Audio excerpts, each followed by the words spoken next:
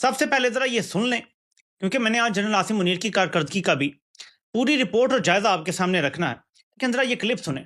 اب تو ان کے اپنے چمچے ان کا مذاق اڑانے شروع ہو گئے ہیں جو رجیم مسلط ہے۔ لیکن میں بتا دوں بھائیوں، شہباز کی جو پرواز ہے نا، وہ کسی کو موقع، وہ اتنی نیچے پرواز ہے کہ اس سے نیچے کوئی جا ہی نہیں سکتا، وہ موقع نہیں دیں گے۔ ایک بریک لیتے ہیں جی ٹھیک ہے۔ کامران شاہد واضح کہہ رہا ہے کہ جس طرح چمکا شہباز رہا ہے کوئی اور کر ہی نہیں سکتا، جتنا نیچے یہ جا چکا ہے کوئی اور جا ہی نہیں سکتا، اس لیے کسی اور کو موقع نہیں ملے گا۔ اب باقاعدہ میڈیا پہ ان کا مذاق اڑایا جا رہا ہے، لیکن ذرا سی شرمندگی جو اس خاندان کو ذرا سی بھی شرمندگی نہیں ہوگی، بلکہ الٹا ہمیں کچھ اور کہانی سنائی جا رہی ہے، اور وہ ذرا دیکھیں۔ سید عاصم منیر نے جو کامیابیاں حاصل کی، ان سے زیادہ ایکسٹینشن کے کون قابل ہوگا؟ اب نون لیگ دلائل دے رہی ہے، تھوڑے سے دلائل یہاں میرے بھی سن لیں۔ جب جنرل باجوہ کو ایکسٹینشن دی گئی، مجھے یہ کام شروع کیے ہوئے شاید سال سوا سال ہوا تھا، ہم تصور بھی نہیں کر سکتے تھے کہ پاکستانی فوج کے جرنیل ایکچولی ملک دشمن اور غدار نکل آئیں گے۔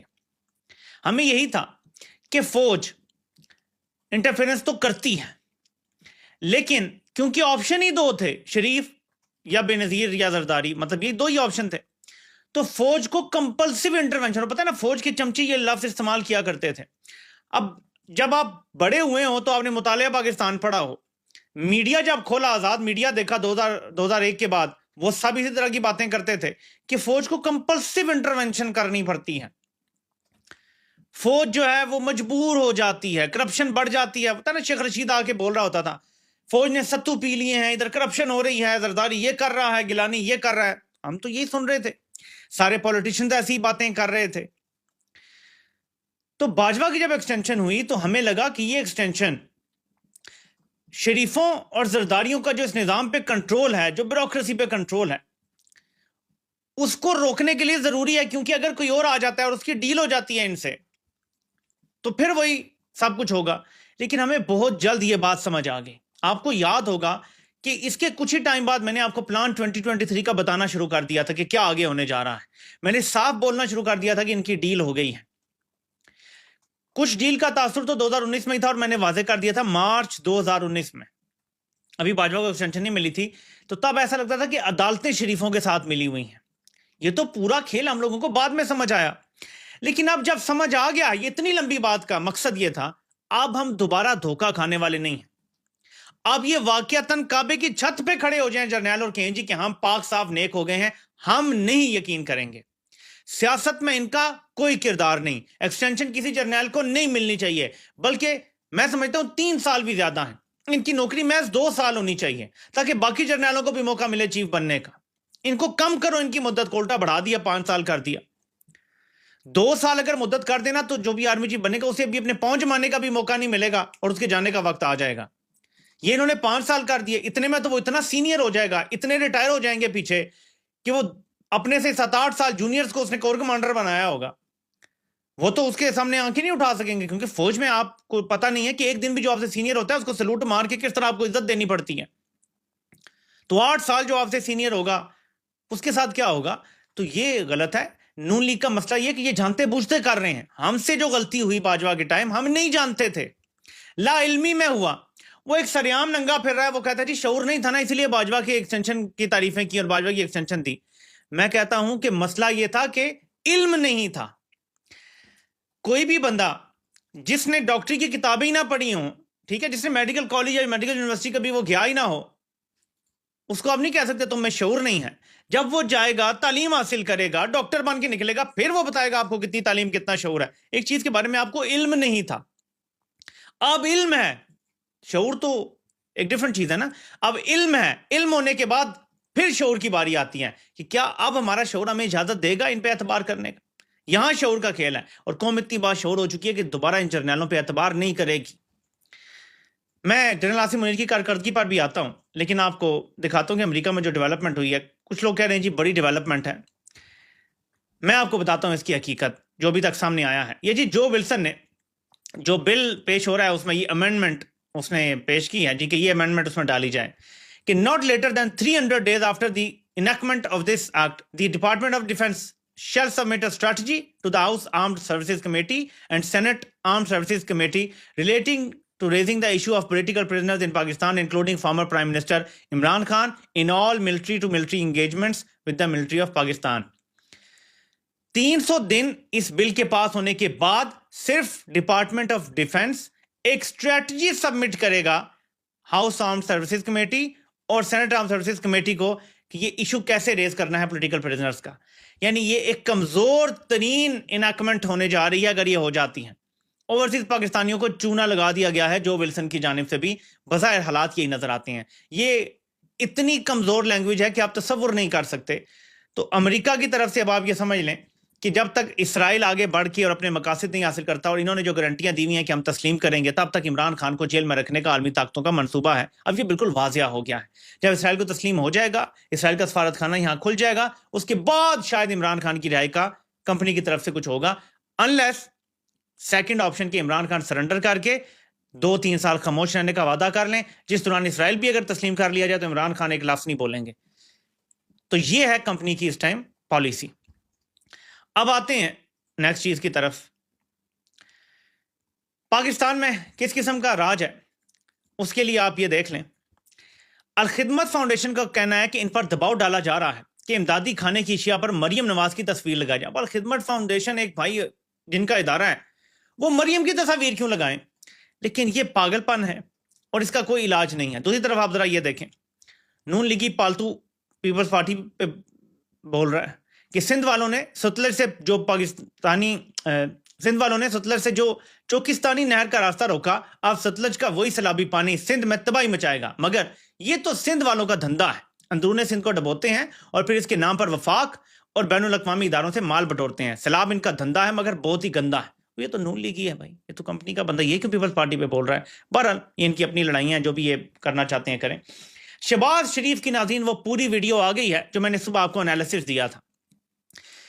देखिए, हम इन लोगों को जानते हैं, हमने इन पे पीएचडी कर ली है, इसलिए मैं आपसे कहता हूं कि जब हमको इनके बारे में बात करते हैं तो वो बहुत सोच समझ के डॉट कनेक्टिंग करके करते हैं। वीडियो आ चुकी थी, पूरी बिल्कुल वाजिया नहीं हो रही थी कि आपको कुछ शक बाकी रह जाए। अब आप देख लें कि कैसे शहबाज शरीफ पीछे से, मैं सीढ़ियां के करीब जब पहुंचे और चढ़ना शुरू किया तो किस तरह आगे आके लाइन में आ गया चालाकी से, ताकि वीडियो बन जाए और तस्वीरें बन जाए और मैं कह सकूं जी मुझे बड़ी अहमियत दी गई है।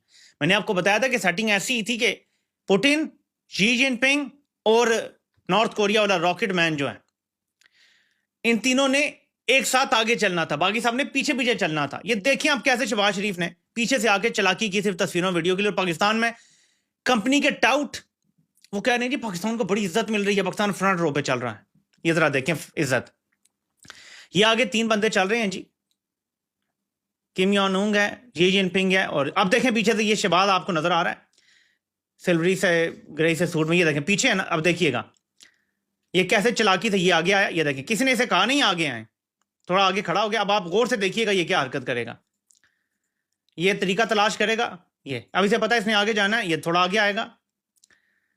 ये देखें, ये पहले से कह रहा आपने, ये देखें इसे किसी ने दावत नहीं दी, कोई शी जिनपिंग ने नहीं कहा तुम मेरे साथ चलो, कोई नॉर्थ कोरिया वाले ने नहीं कहा, कोई पुतिन ने नहीं कहा। ये देखें, ये सिर्फ तस्वीरों और कैमरे के लिए अचानक पिछली तीसरी रो से आगे आ गया कि जी यहां मेरी थोड़ी तस्वीरें शीरें बन जाएंगी। देखें, कोई उसको लिफ्ट नहीं करा रहा, कोई उसकी तरफ देख भी नहीं रहा, लेकिन बस अपनी अहमियत बनाने के लिए पाकिस्तान को जलील करवा रहा है। अब ये पूरी दुनिया में ये वीडियोस गई हैं। पाकिस्तान में अफसोस ये होता है कि इनकी इन 74 चलाकियों पे हमें कहा जाता है जी आप क्यों बोलते हैं पाकिस्तान को इज्जत मिल रही है। ये इज्जत मिल रही है, कोई इसकी तरफ देख भी नहीं रहा। इमरान खान जब जाता है ऐसी किसी जगह पे, वो सेंटर बन जाता है टेंशन का। यही तो चीज हजम नहीं होती फौज से कि यार हमारे जर्नैलों की वैल्यू खत्म हो गई, ये बंदा तो वन मैन शो बन गया। तो इस तरह जलील करवाते हैं ये लोग पाकिस्तान को दुनिया की हर जगह पे। अब एक्सटेंशन के हवाले से पूरा बयानिया सुन लें कि क्या है नून लीग का। मुद्दत मुलाजमत जो है वो अब नवंबर 2027 में जो है वो पूरी होगी, और अगर कोई एक्सटेंशन नहीं होती तो वो रिटायर हो जाएंगे। और बाकी अगर एक्सटेंशन वाली ऑप्शन भी है, आपने कहा अगर एक्सटेंशन नहीं होती तो वो ऑप्शन भी है जी, कानून में तो मौजूद है ना। इस मुल्क में 4 एक्सटेंशन जो है वो होती रही हैं, आपके इल्म में ही है। और जो लोग एक्सटेंशन, बाज़ लोग तो एक्सटेंशन खुद ही लेते रहे हैं। तो एक आदमी जो इस वक्त فیلڈ مارشل ہے اور وہ ایسا یعنی رتبہ ہے کہ جسے اسے حکومت نے دیا ہے اور اس نے ارن کیا ہے، کوئی خود سے نہیں بن گیا. تو پھر اگر ایکسٹینشن جس ملک میں ہوتی رہی ہیں تو اگر جو ہے وہ ڈیزرو کرتے ہیں تو پھر میرا نہیں خیال کہ ان سے زیادہ کوئی اور کون کر سکتا ہے. لیکن بہرحال یہ تو اس وقت کی بات ہے. آج تو آپ نے کمال ہی کر دیا رانا صاحب. اس کا مطلب ہے کہ نومبر 2027 تو ہے ہی، تو لیکن اب ان کی ریٹائرمنٹ ایج بھی لا کے اندر نہیں ہے، تو پھر 5 سال اگر اور کریں تو پھر تو یہ نومبر 2032 چلی جائے گی، تو وہ تو پھر 10 سال کی مدت ہوگی. تو آپ کا کیا بنے گا ساتھ؟ تو یہ آپ کے علم میں ہے نا کہ وہ جو ایج لمٹ تھی وہ بھی ایکٹ آف پارلیمنٹ کے تحت جو ہے وہ ہدف. ایج لمٹ بھی ہم نے ایکٹ آف پارلیمنٹ کے تحت ختم کر دیا. مطلب تا حیات نون لیگ عاصم منیر کو تا حیات چیف بنانے کے لیے تیار ہے. تا حیات یہ عمران خان کو تانے دیتے ہیں، اور وہ ندیم انجم گھٹیا غلیظ کردار جھوٹ بول کے گیا کہ عمران خان نے باجوہ کو تا حیات ایکسٹینشن آفر کی تھی. یہ درست نہیں ہے. 2019 میں ایک قانون بنا تھا جس میں آرمی چیف کی جو ایج تھی نا وہ 64 کر دی گئی تھی کہ جتنی بھی ایکسٹینشن ہو کرتے کرتے آپ 64 تک لے سکتے ہیں میکسیمم. 62 کا باجوہ ہو چکا تھا، میکسیمم اس کو 2 سال ایکسٹینشن مل سکتی تھی. یہ جھوٹ بولتے ہیں کہ تا حیات ایکسٹینشن آفر کی تھی، میکسیمم 2 سال ہو سکتی تھی. عمران خان نے صرف باجوہ سے یہ کہا تھا کہ یہ جو تم کر رہے ہو اتنی بڑی سازش، اگر یہ ایکسٹینشن کے لالچ میں کر رہے ہو تو مجھ سے ایکسٹینشن لے لو، یہ ظلم نہ کرو پاکستان کے ساتھ. وقت نے ثابت کیا کہ وہ 2022 کی رجیم چینج پاکستان کی جڑوں میں بیٹھ گئی ہے. پاکستان از آن دا برنک. تو عمران خان تو پاکستان کو بچانے کے لیے کچھ بھی کرنے کے لیے تیار تھا. وہ پاکستان کو بچانا چاہ رہے تھے. عمران خان کو کیا نقصان ہوا ہے؟ عمران خان جتنا آج مقبول ہے اتنا تاریخ میں کبھی نہیں ہوا. جو تاریخ میں عمران خان کا نام آج بنا ہے وہ شوکت خانم بنا کے نہیں بنا، نمل بنا کے نہیں بنا، ورلڈ کپ جیت کے نہیں بنا جو آج بن گیا. عمران خان تاریخ میں ان کرداروں میں زندہ رہے گا جیسے ٹیپو سلطان تھے. اس طرح کے کرداروں میں عمران خان امنگ آ گیا. نیلسن منڈیلا کی طرح عمران خان کی عزت بن گئی. عمران خان نے کچھ بھی نہیں کھویا. کمپنی کو یہ سمجھ نہیں آ رہی کہ جی ہم اسے وزیر اعظم بننے کا شوق تھا. وہ ہوتا تو وہ خاموش ہو جاتا، چپ کر کے بیٹھ جاتا. اسے پتا تھا مقبول تو میں ہوں ہی، کوئی بھی بہانہ بنا لیتا. عمران خان کی مقبولیت تو نہیں ختم ہونی تھی. عمران خان نواز شریف نہیں ہے.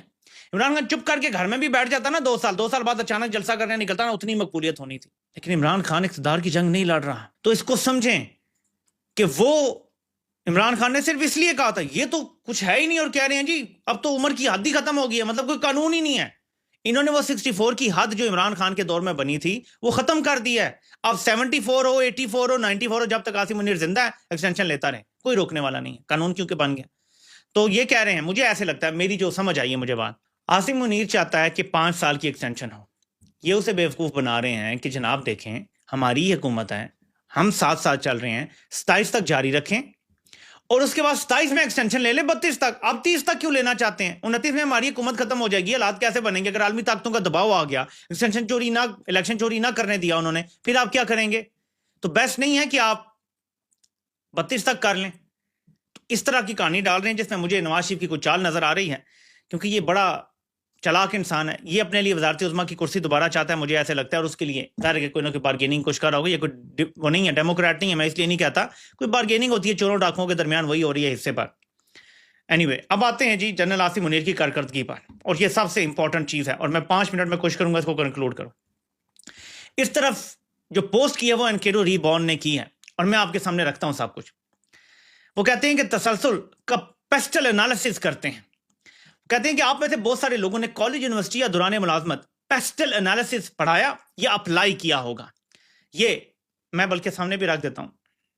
پیسٹل انالیسس کیا ہوتا ہے؟ یہ political, economic, social, technological, environmental اور لیگل کا مخفف ہے. اس میں کسی کاروبار یا ادارے کے موجودہ حالات کو مد نظر رکھتے ہوئے اس کے مستقبل کا اندازہ لگایا جاتا ہے. یہ ماڈل پاک فوج اور اس کے تسلسل پر اپلائی کرتے ہیں تاکہ اندازہ ہو سکے کہ یہ تسلسل کب تک چل سکتا ہے. تو اس تسلسل کا اب جائزہ لینا ہے کہ ان کا political, economic, social, technological, environmental اور لیگل، ان شعبوں میں جنرل عاصم منیر کا یہ جو 2.5-3 سال کا عرصہ ہے اس میں کیا کارکردگی رہی ہے، کیونکہ یہی ہے جس کے ذریعے ماپا جاتا ہے کارکردگی کو، اداروں کی کارکردگی کو. اور ہم دیکھتے ہیں کہ एनकेडो रिबॉर्न ने इस हवाले से क्या लिखा है, वो लिखते हैं पाक फौज को 8 फरवरी के इलेक्शन में बदतरीन शिकस्त हुई। पेस्टल में पॉलिटिक्स पहले आता है, ठीक है, तो पॉलिटिकल हमने देखना है, सियासी माहौल वगैरह। फौज को 8 फरवरी को इलेक्शन में बदतरीन शिकस्त हुई। सियासत के मैदान में फौज का स्कोर 0 है। पार्लिमानी कमेटियों से अलग होना, ज़मीनी इंतखाबात का बायकॉट इस कठपुतली हुकूमत को मजीद नंगा करेगा। अगले मरहले में इमरान खान असेंबली से इस्तीफा भी दे सकता है। सियासी हरकियात इमरान खान से जुड़ी हैं। फौज लाख जतन करके इमरान खान को मरकज से नहीं हटा सकी। जुल्म, तशद्दुद, बुरहनगी की हर हद अबूर करने के बावजूद मुस्तकबिल में भी फौज का स्कोर सियासत के मैदान में 0 रहेगा। तो पेस्टल एनालिसिस का जो फर्स्ट है लेटर पी, उसमें स्कोर है 0। आसिम मुनीर की कारकर्दगी 0। नंबर 2, पेस्टल का दूसरा हर्फ इकोनॉमिक। ग्रोथ रेट 6% था, अब 2.5% पर है। गुर्बत 45% लोग खते गुर्बत से नीचे चले गए हैं। एक आने की सरमायाकारी अभी तक नहीं आई। कर्जों का हुजम तेजी से बढ़ रहा है। मुल्क की सबसे बड़ी फसल के किसान को 2 साल गंदम का रेट नहीं दिया। मुल्क की सबसे बड़ी एक्सपोर्ट टेक्सटाइल इंडस्ट्री तबाह हो रही है। एक सूबे में लादगी पसंद जोरों में है, दूसरे में शिद्दत पसंद। बाकी 2 सूबों की कसर सैलाब निकाल देगा। जो पॉलिसी 3 साल में कोई मोर्चा नहीं कर पाई, वो 30 साल में भी कुछ नहीं कर सकती। फौज का माशी स्कोर भी 0। सो पॉलिटिक्स में भी आसिम मुनीर 0 और मीशत में भी आसिम मुनीर 0। अब आते हैं तीसरी चीज की तरफ। पेस्टल का तीसरा हर्फ है जी सोशल, एस। माशरे में मजहबी शिद्दत पसंदी। माशरे में अमीर और गरीब 2 मुख्तलिफ इंतहाओं पर हैं। ताकतवर पर कोई कानून लागू नहीं होता। माशी तबाही का बराह रास्त असर समाजी रवैयों पर पड़ रहा है। फौज ने अभी तक माशरे को बहैसियत मजमूई बेहतर बनाने के लिए कोई अमली कदम नहीं उठाया। यहां भी स्कोर 0। आप देख लें कैसी लाकानूनी तक, कैसी तबाही है, कैसे जराइम बढ़ रहे हैं, तबाही बढ़ रही है। तो ये सब कुछ सोशल में आता है। यहां भी कारकर्दगी 0। अब टेक्नोलॉजी में देखते हैं। फौज को अपना बयानिया फैलाने के लिए, अपना मौक़िफ़ रखने के लिए रवायती मीडिया का सहारा है, लेकिन इसकी व्यूवरशिप करीब करीब खत्म हो चुकी है। जदीद दौर का मीडिया सोशल मीडिया है, जहां फौज की कोई पजीर राय नहीं। 8 फरवरी के इलेक्शन जिन हालात में हुए और फिर जो कुछ सोशल मीडिया ने फौज की मैनेजमेंट के साथ किया, वो अब तारीख में लिखा जाता रहेगा। पानी की तरह पैसा बहाने के बावजूद, हर तरह की वहशत इस्तेमाल करने के बावजूद फौज सोशल मीडिया और बयानिया पर अपना कंट्रोल नहीं बना पाई। अगर 3 साल में प्रोग्रेस 0 है तो रहेगी आइंदा भी 0 ही, क्योंकि जो पुड़िया फौज बेचे चली जा रही है, इसका कोई खरीदार अब बचा ही नहीं। फौज का स्कोर यहां भी 0। सो टेक्नोलॉजी के मैदान में भी आसिम मुनीर मुकम्मल फेलियर, 0। अब आते हैं माहौल की तरफ, एनवायरनमेंट। जिन संगीन हालात से मुल्क 2-4 है, जिस तरह सैलाब ने आधा मुल्क डबो दिया है, ये गरचे खुदाई अमर भी है, लेकिन डैम ना बनाना, दरिया की जमीन सियासतदानों को नवाजने के लिए देना, दरियाओं के रास्ते में DHA बनाना, ये सब फौज की कारस्तानियां हैं जो इस बर्बादी में बराबर की शरीक हैं। आइंदा भी फौज इस तसलसल को जारी रखना चाहती है, तो नतीजा फिर आइंदा भी यही है। आधा मलबा अगर ज्यादा बारिशों पर डाल भी दिया जाए, फौज अपनी कैपेसिटी में कुछ भी बेहतर नहीं कर पा रही। फौज का स्कोर यहां भी 0। तो इधर भी कारकर्दगी 0। अब रह जाती है आखिरी चीज, लीगल, कानूनी महाज। अदालतों में जजेस फौज के हैं। एक आईनी तरमीम कामयाब हो चुकी, दूसरी रास्ते में है। किसी एक भी अदालत से कोई ऐसा फैसला नहीं निकल सकता जिस पर फौज की मोहर ना हो। इस्लामाबाद हाई कोर्ट के 5 और सुप्रीम कोर्ट के 3-4 जजेस वक्तन फक्तन बड़ास निकालते रहते हैं, लेकिन इनकी अमली हैसियत 0 है। अगरचे इतने सख्त कंट्रोल के बावजूद फौज को सियासत, मईशत और दीगर मैदानों में कोई फायदा नहीं हो रहा, लेकिन बहरहाल यहां फौज का कंट्रोल 100% है, जो आइंदा भी बरकरार रह सकता है। यानी यहां पे कारकर्दगी पूरी है, अपने फायदे के लिए, मुल्क के लिए नहीं। लेकिन अगर मुल्क के हवाले से तजिया करें तो इधर भी कारकर्दगी 0, क्योंकि हर चीज को बर्बाद कर दिया गया है, रूल ऑफ लॉ खत्म कर दिया गया। लेकिन फौज के अपने कंट्रोल के हवाले से कारकर्दगी पूरी है, इनका कब्जा हो गया है। अब यहां तक फौज का पेस्टल एनालिसिस तो मुकम्मल हुआ। फौज का असल काम दिफा रह गया, ये भी थोड़ा ऐड कर लेते हैं। इसकी भी सूरत-ए-हाल देख लें। एक सूबे में लादगी पसंद फौज के कंट्रोल से बाहर है। वो आते हैं, सरकारी इमारत और बैंकों को आग लगाते हैं, शहरों में नाके लगाते हैं और फिर चंद घंटों बाद निकल जाते हैं। दूसरे सूबे में 1 महीने से फौजी ऑपरेशन जारी है, लेकिन नतीजा 0। शुमाल में अपर दीर से लेकर जनूब में बन्नू तक TTP हमले कर रही है। आसिम मुनीर के आर्मी चीफ बनने से लेकर अब तक 2500 सिक्योरिटी फोर्सेस के एहलकार जान से जा चुके हैं। जिस जंग की फतह का ढंढोरा पीटा गया, इसके बाद भी सिंध तास मुआहदा मुअत्तल है। भारत पेश की इतलात के बगैर पानी छोड़ रहा है, पानी को हथियार के तौर पर इस्तेमाल कर रहा है, लेकिन सिंध तास मुआहदे की इस मुअत्तली पर फौज मुकम्मल खामोश है। अगर ऑपरेशन बमबारी या ड्रोन हमले हल होते तो अमेरिका 20 साल बाद अफगानिस्तान से फरार ना हो जाता, पाकिस्तान 2 लाख ना हो जाता, ऑपरेशन के बाद ऑपरेशन, फिर ऑपरेशन की जरूरत ना रहती। फौज अपने असल काम में भी बुरी तरह नाकाम साबित हो रही है। किसी औसत दर्जे के तालिब इल्म को यह केस स्टडी दिखाई जाए, या हार्वर्ड, कैम्ब्रिज के किसी प्रोफेसर को, तो वो यही कहेगा कुछ भी हो जाए یہ والا تسلسل نہیں چلے گا، مطلب یہ کمپنی نہیں چلے گی۔ ہر باشعور انسان بھی یہ چیز سمجھتا ہے، ایک نہیں سمجھ رہے تو وہ نہیں سمجھ رہے جن کی 78 سالہ سلطنت چکنا چور ہونے جا رہی ہے، لیکن وہ اپنی سلطنت بچانے کے لیے ملک ڈبو رہے ہیں۔ فوج جس کشتی میں سوراخ پہ سوراخ کیے جا رہی ہے، خود بھی اسی میں سوار ہیں، اور یہ فوج نے بطور ادارہ دیکھنا ہے۔ میں اگر اس کو انالیسس کو شارٹ میں دیکھوں تو حکومت، قوانین، پالیسیز، ٹیکس، سیاسی استحکام وغیرہ یہ اس کا حصہ ہوتے ہیں۔ مہنگائی، شرح سود، معاشی ترقی، بے روزگاری وغیرہ یہ آپ خود دیکھ لیں، خود انالیسس کر لیں پیسٹل کا۔ آبادی، تعلیم، ثقافت، لائف سٹائل، سماجی رویے وغیرہ، پھر ٹیکنالوجی میں نئی ٹیکنالوجی، آٹومیشن، ریسرچ، ڈیولپمنٹ وغیرہ، موسمی تبدیلی، ماحولیات، قوانین، پائیداری، قدرتی وسائل وغیرہ اور عدالتی نظام۔ آپ اس انالیسس کو دیکھ لیں اور اس پہ کارکردگی کو خود پرکھ لیں کہ عاصم منیر کی کیا ہے۔ آپ کو پتہ چلے گا کہ 0/0/0۔ اس کے علاوہ کوئی نتیجہ نہیں نکلے گا، بے شک 10 سال کا تسلسل ہو یا 50 سال کا، لیکن فوج نے بطور ادارہ فیصلہ کرنا ہے کہ اپنی ہی کشتی میں جو سوراخ پہ سوراخ کیے جا رہا ہے، کب تک یہ سوراخ اسے کرنے دینے ہیں، کیونکہ ڈوبیں گے تو سب ہی ڈوبیں گے، یہاں پر ہمارا مکان تھوڑی ہے۔